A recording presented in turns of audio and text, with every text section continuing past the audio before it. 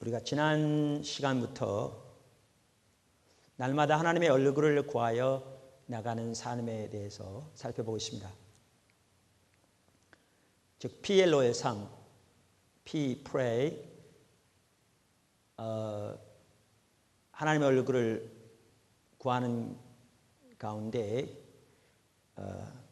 L Listen, 하나님의 음성 듣고 혹은 하나님의 향하심을 보고 O Obey, 동참하는 삶에 대해 살펴보고 있습니다. 이것이 우리의 삶의 패턴이 되어야 한다. 그러니까 날마다의 삶의 패턴이 되어야 우리가 하나님과 동행하는 삶을 살 수 있다라는 것을 말씀드렸습니다. 그러면서 이렇게 하나님 앞에 서려면 날마다 하나님의 얼굴을 구하여 서려면 우리에게 몇 가지 요소가 필요한데 지난 시간에 두 가지를 살펴보고 시간이 다 돼서 마쳤습니다. 첫째는 준비가 필요하다. 그러니까 우리가 하나님 앞에 나갈 때 반드시 준비하고 나가야 한다라는 거죠. 그러니까 준비되지 못하면 하나님 앞에 자유롭게 나가지 못하고요. 우리가 준비되지 못하면 하나님 앞에 나가는 것이 방해되기도 하고요. 준비되지 못하면 죄책감 가운데서 이렇게 벗어나지 못해서 하나님께서 우리에게 하나님의 사랑과 목적을 보이시기 원하셔도 깨닫지 못하는 그런 상황 가운데 가게 되죠. 그래서 준비해야 되는데 준비해서 세 가지 종류의 준비를 말씀드렸죠. 하나는 하나님이 누구이신가에 대한 올바른 인식이 중요하다. 특별히 십자가에서 확증된 하나님의 사랑을 토대로, 그러니까 사랑의 하나님에 대한 인식, 또 아버지 되신 하나님에 대한 인식, 우리를 향하신 하나님의 열정을 인식하는 것이 중요하다 이렇게 말씀드렸고, 하나님 앞에 나아갈 때 또 하나는 준비에 있어서 모든 걸 내려놓아야 한다. 자기 의를 내려놓고 당면한 문제를 내려놓고 심지어 기도 제목도 내려놓고 하나님 그분 자신을 구하여 그분과의 교제를 구하여 나가야 한다라고 말씀드렸습니다. 특별히 여러분 대부분은 데이트 해보셨을 텐데 데이트를 생각하시면 됩니다. 그 다음에 준비에서 또 하나는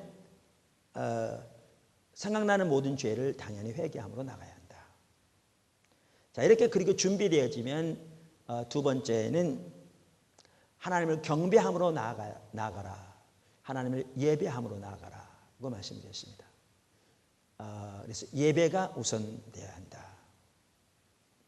그러니까 하나님이 하나님 되심을 인하여 또 하나님께서 우리를 향하여 베푸신 그 놀라운 일들, 우리를 창조하시고 우리를 구원하시고 날마다 우리와 동행하시며 우리와 함께 하시는 그 모든 일들을 인하여 하나님께 예배하며 경배하며 찬사를 드리며 마음껏 그분을 높이며 그분께 우리 중심에서부터 사랑을 고백함으로 나가야 한다라고 말씀드렸습니다.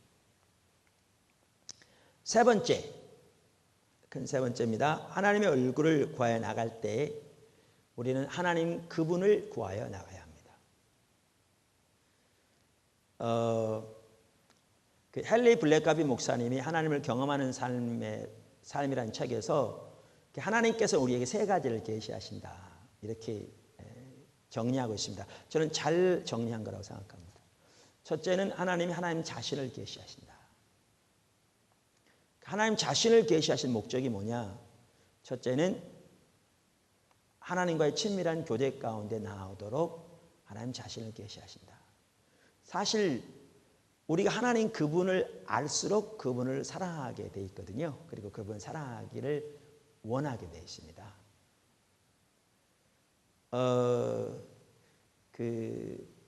우리가 드린 찬양 중에 주 사랑 사단보다 더욱 강하고 주 사랑 어두울 때 날 붙드네 주 사랑 하늘 향한 내 길 지키네 주 사랑 내 힘과 능력 이런 찬양 있잖아요. 1절은 주 사랑 가장 높은 산보다 높고 주 사랑 가장 깊은 심해보다 깊네 주 사랑 온 세상 끝까지 이르고 주 사랑 내게 임했네 이런 찬양인데 저는 그러한 찬양을 이렇게 그 찬양을 들을 때마다 이게 선명히 인식되어져요. 제가 오늘까지 오도록 하나님 그러니까 사단이 수없이 많이 방해했거든요. 어떨 때는 저의 연약함을 통해서 어떨 때는 영적인 공격을 통해서 어떨 때는 환경을 통해서 어떨 때는 사람들을 통해서 수없이 많이 방해하고 공격한, 그리고 연약한 제 육신과 자신으로 인하여 넘어지도 수없이 많이 한, 그럼에도 불구하고 그 사단의 나를 넘어뜨리려는 모든 노력과 모든 계획과 그 모든 것보다 더 강하신 하나님의 사랑이 나를 붙들어 오신, 그래서 오늘까지 오게 하신 그분의 사랑이 사단보다 훨씬 크기에 그 모든 사단의 모든 시도와 노력에도 불구하고 더 크신 사랑이 여전히 나를 붙드시고 세우시고 도우시고 지키시고 인도하신 것을 이렇게 선명히 보게 하십니다. 그래서 그 찬양을 드릴 때 그러한 하나님의 사랑에 대한 그 고백이 중심에서부터 나와요. 그런데 여러분, 그러한 하나님의 사랑을 우리가 인식하게 될 때 하나님에 대한 우리의 진정한 사랑도 더 있고요, 더 하나님을 사랑하기를 원하는 열망이 샘솟게 되지요. 그래서 그 에베소서 3장에 보면 그리스도의 사랑의 넓이와 깊이와 높이와 길이를 깨달아 그 전에 모든 지식을 초월한, 그러니까 이러한 사랑을 그리스도의 사랑을 아는 것은 우리의 인간적인 지식으로 안 되죠. 근데 동시에 깨닫는 게 가능해, 물론 성령의 조명으로. 근데 그리스도의 그 사랑을 깨달을수록 우리가 주님의 온전한 충만하심으로 충만하게 된다고 말하잖아요. 이처럼 하나님이 하나님 자신을 계시하시는데, 하나님이 자신을 계시하신 목적 중에 하나가 뭐냐? 가장 근본적인 목적이 우리로 하여금 주님을 더 사랑하도록, 우리를 주님과 친밀한 교제 가운데로 이끄시도록 사랑을, 하나님 자신을 계시하시죠. 하나님의 사랑을, 하나님의 신실하심, 하나님의 자비하심, 하나님의 용서를, 하나님의 전능하심을, 하나님의 전지하심을, 하나님이 우리의 피난처 되심을, 하나님의 인도를, 이란 것들을 계시하시죠. 근데 하나님이 하나님 자신을 계시한 목적 중에 또 하나가 뭐냐? 그러니까 하나님을 믿음으로 신뢰하기 위함입니다. 그러니까 우리 앞서가신 주님을 따라가려면, 그러니까 하나님의 행하심을 보고 동참하려면, 다른 말로 말하면 전적인 순종과 온전한 신뢰가 필요하다 그랬어요. 그러니까 믿음이 없으면 불가능합니다. 그러니까 하나님을 따라가려면 오직 믿음으로만 할 수 있습니다. 왜냐하면 하나님이 앞서가실 때 그 일은 우리 자신의 자원으로 할 수 있는 일이 아니기 때문에. 모세의 경우를 보아도, 그 다음에 그 후에 성경에 나오는 하나님의 사람들의 경우도 보아도 할 수 있죠. 그런데 하나님 그분을 믿으려면 그분을 알아야 믿을 수 있습니다. 사실 하나님을 아는 만큼 우리는 하나님을 믿을 수 있습니다. 이 부분은 이제 우리가 앞으로 이 시리즈가 진행되면서 믿음에 대한 삶에서 살펴보게 될 것입니다. 그 다음에 하나님은 이렇게 하나님 자신을 계시하실 뿐만 아니라 하나님의 목적을 계시하십니다. 하나님의 의도를 계시하십니다. 하나님의 목적을 계시하신 것은 그 하나님의 목적으로 동참하라는 하나님의 초청입니다. 그 다음에 하나님은 하나님의 길을 계시하십니다. 하나님의 방법을 계시하십니다. 왜냐하면 우리 신앙은 철저하게 하나님의 길을 따르는 삶일 뿐만 아니라 하나님의 목적만 하더라도 반드시 하나님의 길로서 이루어지기 때문에, 길을 통해서 성취되기 때문에 그렇습니다. 한 예를 들면 모세에게 하나님 자신을 계시하신 거 보면 이걸 잘 알 수 있습니다. 출애굽기 3장만 보아도요, 하나님이 시내산에서 모세에게 임하십니다. 그럼 하나님 자신을 계시하시죠. 어떻게 자신이 아브라함과 이삭과 야곱의 하나님이신가를 계시하십니다. 동시에 하나님은 어떻게 자신이 야훼 하나님이신가를 계시하십니다. 뿐만 아니라 하나님이 모세에게 하나님의 목적을 계시하십니다. 이스라엘 백성들을 애굽에서 건져내시려는 목적, 그 목적을 계시하시면서 모세를 그리로 초청하죠. 근데 이 일은 모세가 자신의 능력으로 할 수 있는 일이 도저히 아닙니다. 이건 가능하지 않습니다. 그래서 하나님은 자신을 야훼 하나님으로 계시하심으로써, 그래서 주신 표적도 하나님 말씀 그대로 이루어서 바로 이곳에 와서 하나님께 이스라엘 백성들과 함께 제사를 드림으로 그것이 하나님 보내신 표적이 될 거라고 말씀하시죠.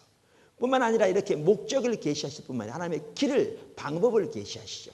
왜냐하면 하나님은 하나님의 목적만 알리신 다음에 이제 네가 스스로 열심히 잘 해보라 이렇게 말씀하신 분이 아니고 하나님의 목적은 하나님의 길로만 이루어지기 때문에요.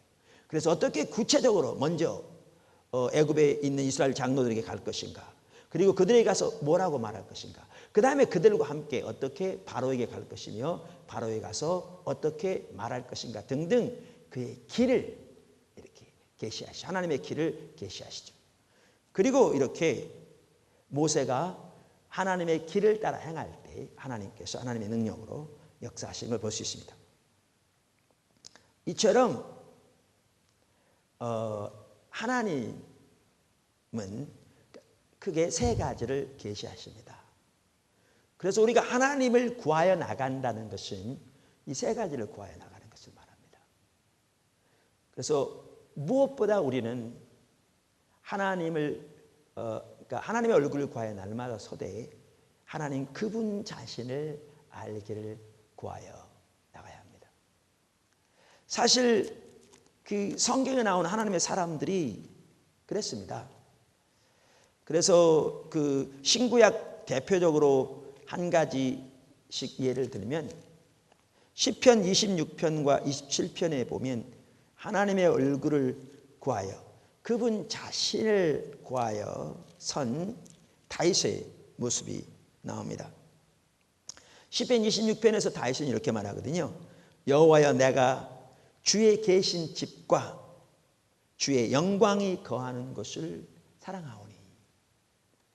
그러니까 다윗이 하나님의 언약궤를 자기 도성으로 가져왔습니다.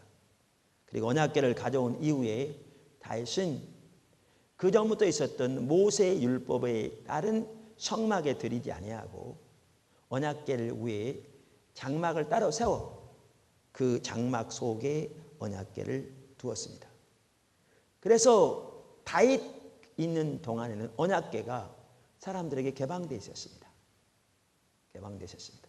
그리고 그 언약궤 위에 하나님의 영광의 임재가 머물러 있었습니다.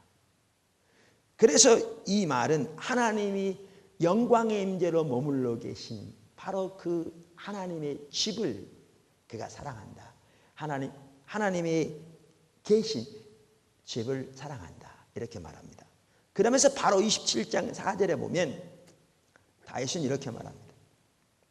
내가 여호와께 청하였던 한 가지 일 곧 그것을 구하리니 곧 나로 내 생전에 여호와의 집에 거하여 여호와의 아름다움을 앙망하며 그 전에서 사모하게 하실 것이라. 여기에 보면 영어 성경에 NIV 이렇게 되어 있어요. One thing I ask of the Lord.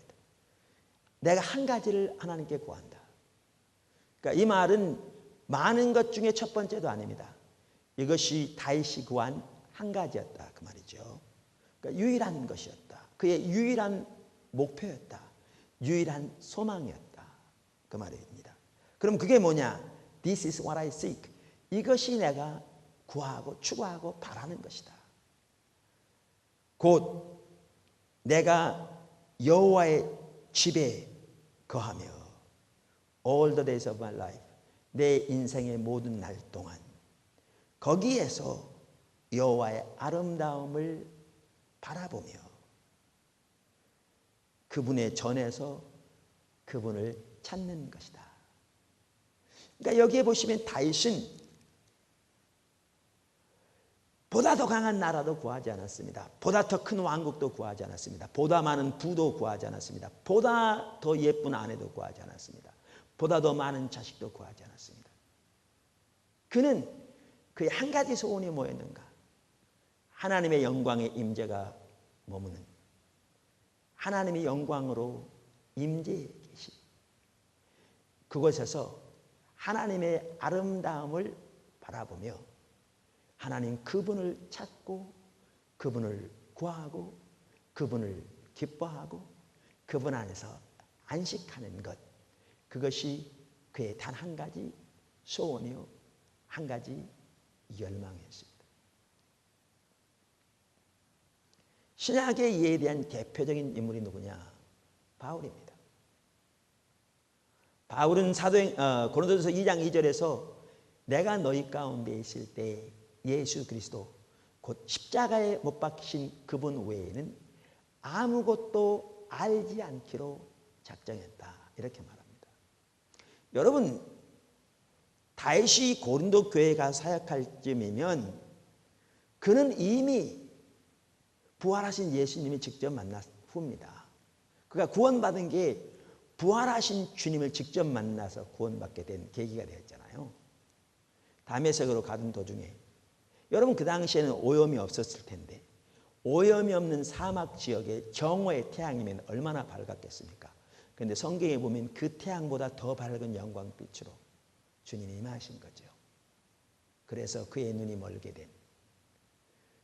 그러나 다메섹에 들어가서 아나니아의 기도를 통해 그가 치유받을 뿐만 아니라 성령이 충만케 되고 그가 이제 예수님을 믿게 되고 3년 동안 아라비아 광야에서 그가 하나님의 말씀을 통해 예수 그리스도를 더욱 알게 되는 뿐만 아니라 아마 그 기간 같은데 그가 삼층전까지 다녀와서 세상의 오늘은 감히 표현할 수 없는 일들을 보고 하나님께서 이제 그를 사용하셔서 이제 온 세계를 그 앞에서 열어가시는 상황.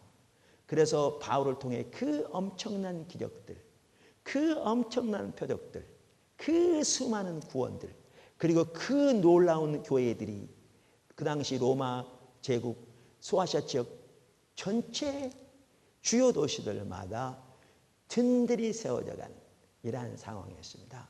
이 고린도에가 사역할 시점이면. 그런데 그 시점에서도 바울은 그의 한 가지 소원이 뭐였는가? 주님을 아는 것이었습니다. 주님을 알기를 추구한. 특별히 바울 같은 경우에는 옥중서신 중에 하나인 에베소서, 이 말은 그의 사역이 거의 말기쯤이죠. 3장에 보아도, 죄송합니다, 빌립보서, 에베소도 물론 옥중서신이 하지만 빌립보 3장에 보아도 그때까지도 그가 구하는 한 가지가 주님을 아는 것, 주님의 부활의 능력을 아는 것, 그리고 그분과 함께 고난의 동참함을 아는 것인, 그렇게 주님을 알기를 구했던, 그리고 주님을 알기를 구해서 다른 모든 것들을 배설물로 여겼던 것을 볼 수 있습니다. 이처럼 성경에 나오는 하나님과 동행했던 귀한 하나님의 사람들은 무엇보다 하나님 그분 자신을 구했습니다. 여기 seek란 말을 보아도 사도 바울이 오늘도 또한 달려간다라고 하는 말만 보아도 알 수 있듯이 그들은 지속적으로 하나님 그분 자신을 알기를 구했습니다. 뿐만 아니라 우리는 하나님의 목적을 알기를 구해야 합니다. 모세도 마찬가지인데요. 출애굽기 33장 13절에 보면 이렇게 말하죠. 내가 참으로 주의 목전에 은총을 입었사오면 원컨대 주의 길을 내게 보이사. 여기에 말하는 길은 아까 말씀드린 우리가 세 가지로 나눴는데 주의 목적, 주의 길. 거기서 주의 길을 말하는 게 아니라 주의 목적과 길을 통틀어서 말한다고 저는 믿습니다. 여기에서. 그러니까 주님의 의중과 의도, 주님의 계획과 목적이 무엇인가를 알기 원하는, 당연히 주의 길을 포함해서. 그래서 주의 길을 보십시오. 주의 길을 내게 보이사 주를 알리시고. 이 말은 뭡니까? 모세 같은 경우에도 주님을 아는 것이 그의 유일한 목표였습니다. 그런데 주님을 더욱 알고 주님 계신 곳에 같이 있으며 주님의 은총, 다시 말하면 주님이 기뻐하신 가운데 머물러 있으려면 주님의 목적이 뭐고 주님의 의도가 무엇인가를 알아 그 주님의 목적에 온 사람으로 동참해서 주님이 계신 곳에 같이 있는 것이 필수적이거든요. 그래서 모세가 구하기를 주님의 목적을 제게 알게 해주세요. 주님의 의도를 제게 알게 해주세요. 그래서 저로 하여금 제 온 사람으로 주님이 목적하신 바에 함께 있게 하시고 주님이 의도하신 바에 내 삶을 드리게 하셔서 그걸 통해 나로 하여금 주님을 더욱 알게 하시고 그래서 주님이 기뻐하시는 주님의 은총 가운데 머물게 해주세요 라고 구하는 거죠. 그래서 나로 내게 주를 알리시고 나로 주의 목전에 은총을 입게 하시며 이 족속을 주의 백성으로 여기소서 이렇게 말하고 있습니다. 이처럼 주의 목적을 구하여 서는 것입니다. 사실 오늘날 자기들의 문제와 목표를 향한 하나님의 도움을 구하는 사람들은 너무너무 많지만 진짜 하나님 그분 자신을 구할 뿐만 아니라 하나님 계신 곳에 같이 있기를 열망해서 주님의 목적에 내 삶이 들여져서 주님 계신 곳에 같이 있기를 열망해서 주의 목적을 구하여 서는 사람들이 참으로 드문 상황이죠. 그 다음에 하나님의 길을 구하여 서는 겁니다. 누구처럼? 시편 기자처럼. 시편 119편 33절에 보면 시편 기자는 이렇게 말하죠. 여호와여 주의 율례의 도, 여기 도란 말은 길이란 말입니다. 길도자를 썼거든요, 한문으로. 길을 내게 가르치소서. 내가 끝까지 지키리이다. 나로 깨닫게 하소서. 내가 주의 법을 준행하며 전심으로 지키리이다. 나로 주의 계명의 첩경으로 길로 행케 하소서. 내가 이를 즐거워하매니이다. 이렇게 표현하고 있습니다. 그래서 여기에 보시면 시편 기자는 하나님의 길을 알기를 구했습니다. 사실 시편 119편이 무엇에 관한 시편입니까? 전체가 다 성경에 관한 시편입니다. 그러니까 성경에서 가장 긴 장이 시편 119편인데요. 시편 119편은 히브리서의 알파벳 첫 자를 따라서 이렇게 쭉 단락이 나눠져 있어서 끝까지 갑니다. 그래서 제일 긴 시편입니다. 근데 이 시편 전체가 뭐에 대해서 말하고 있는가? 하나님의 말씀인 성경에 대해서 말하는 시편입니다. 그런데 이 시편 기자는 단순히 성경을 연구해서 성경을 지식적으로, 이론적으로, 신학적으로 아는 것에 만족하지 않고 이 성경을 통해서도 하나님께서 하나님의 성령으로 자기 마음눈을 밝혀주심으로 성경을 통해서 하나님 그분 자신과 그분의 목적과 그분의 길을 알기를 간절히 사모하고 있습니다. 근데 하나님의 길, 하나님의 방법을 왜 알기를 사모하느냐? 그 길 가운데 행하기 위해서. 그 길 가운데 행하기 위해서.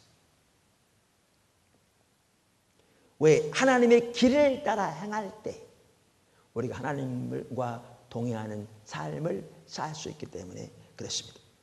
그러므로 우리가 하나님을 구하여 날마다 나간다는 말은 이처럼 하나님 자신을 구하고 하나님의 목적을 구하고 하나님의 길을 구하여 나간다는 것을 의미합니다. 시편 119편의 기자처럼 여기에는 또한 모세도 마찬가지 다른 하나님 사람도 마찬가지듯이 당연히 성경을 통해서 하나님 자신과 하나님 목적과 하나님의 길을 알기를 열망하고 찾고 추구하는 것도 포함되어 있습니다. 포함되어 있습니다. 이처럼 우리는 하나님을 구하여 나가야 합니다. 근데 하나님을 구하여 나가는 것에는 우리는 그러면 이렇게 세 가지를 구하되 여기에 뭐가 포함되어 있는가 하면 우리의 당면한 문제에서의 하나님의 길 혹은 그 하나님의 방법을 구하는 것도 포함되어 있습니다. 무슨 말인가? 성경에 보면 하나님께서 이스라엘 백성들 홍해 앞으로 인도하셨습니다. 하나님 인도하셨습니다. 저들이 잘못 온 게 아닙니다. 구름기둥과 불기둥으로 저들을 인도하셨을 뿐만 아니라 하나님께서 구체적으로 모세에게 어느 지점에 어떻게 진을 치라고 말씀하셨습니다. 그리고 한편으로는 바로가 마음을 강팍해 하여 그 이스라엘 백성들을 쫓아왔지만 성경에 가면 하나님이 바로의 마음을 강팍해 하셨다. 이렇게 말씀하고 있습니다. 그래서 하나님이 구체적으로 그들이 그러한 상황 가운데 있도록 환경을 주도하셨습니다. 그럼 왜 그렇게 하셨는가? 이 환경을 통해서 하나님은 저들이 이전 시간에도 말씀드린 것처럼 애굽에서 행하신 하나님의 놀라운 역사들을 토대로 하나님이 전능하신 하나님이며 애굽의 모든 신들을 심판하신 하나님이며 자신들의 하나님이며 아브라함과 이삭과 야곱의 하나님으로서 약속하신 약속을 이루어 가시는 신실하신 하나님인 것을 인식하고 그 하나님을 신뢰함으로 이 당면한 상황 가운데서 하나님의 목적과 길과 의도를 발견하여 그 가운데 서기를 하나님 기대하셨습니다. 다시 말하면 저들이 하나님을 믿음으로 신뢰함으로 그 가운데 하나님의 의중을 알기를 원하셨죠. 즉 이러한 과정을 통해 하나님만을 믿음으로 의지하여 서는 삶, 하나님 그분의 말씀, 그분의 인도하심이 자신들의 생명이 되는, 양식이 되는 삶 가운데 이들을 세우시기 원하셨다고요. 신명기 8장에 보면 이러한 하나님의 의도를 볼 수 있습니다. 그런데 그들은 이전 시간에도 살펴본 것처럼 환경을 통해서 하나님을 보려고 하니까 하나님의 목적과 의도를 전혀 알지 못하죠. 그럼 우리가 하나님의 얼굴을 구하여 나간다는 말은 뭐냐 하면 이미 이스라엘 백성들의 경우에 볼 수 있듯이 하나님 그분 자신을 구하여 나가되, 하나님의 예배하며 나가면 그분 자신을 구하여 나가되 당면한 환경에서의 하나님의 목적과 의도, 하나님의 길을 구하여 나가는 것이 포함됩니다. 그런데 이때에도 중요한 것은 뭐냐 하면 이 당면한 문제에서 하나님의 길을 먼저 구하여 나가면 아까 말씀드린 대로 하나님의 선을 구하여 나가는 삶이 될 수 있습니다.